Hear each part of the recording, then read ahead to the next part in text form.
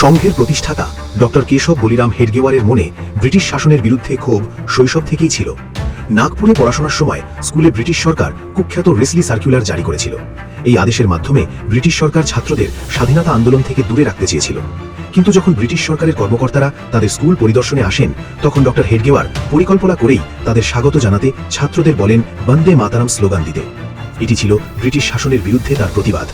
এই ঘটনার পর তাকে স্কুল থেকে বহিষ্কার করা হয়। সেই সময়ই তিনি স্থির করে নেন যে তার জীবন ইংরেজদের বিরুদ্ধে সংগ্রামের জন্যই উৎসর্গিত থাকবে।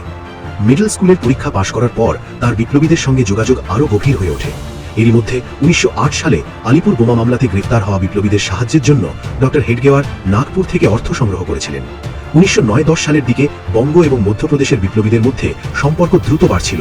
এই সময় বাংলার বিপ্লবী মাধবদাস সন্ন্যাসী নাগপুরে আসেন।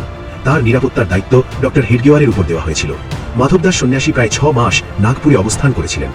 সিআইডি ও ব্রিটিশ পুলিশ ডক্টর হেডগেওয়ারের উপর ক্রমাগত নজর রাখছিল। তাই তিনি মেডিকেল পড়াশোনার অজুহাতে ১৯১০ সালে কলকাতায় যান এবং ন্যাশনাল মেডিকেল কলেজে ভর্তি হন। কিন্তু তার প্রকৃত উদ্দেশ্য ছিল সেখানকার বিপ্লবী আন্দোলনের সঙ্গে যুক্ত হওয়া। এই সময়েই তার সঙ্গে সাহিত্যিক নলিনী কিশোর গুহের পরিচয় হয়।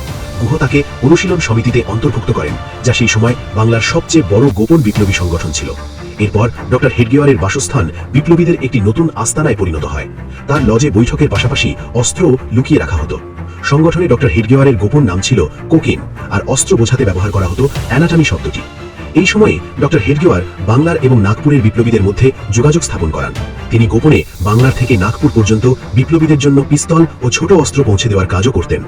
প্রায় ৫ বছর কলকাতায় থাকার পর তিনি ১৯১৪ সালে মেডিকেল পরীক্ষায় 70.8% নম্বর পেয়ে ডাক্তার হন। কিন্তু ডাক্তার হওয়ার পরও তিনি ইংরেজদের বিরুদ্ধে সংগ্রাম ছাড়েননি। তিনি নাগপুরে ফিরে আসেন এবং সেখানেও বিপ্লবী কর্মকাণ্ডের সঙ্গে যুক্ত থাকেন।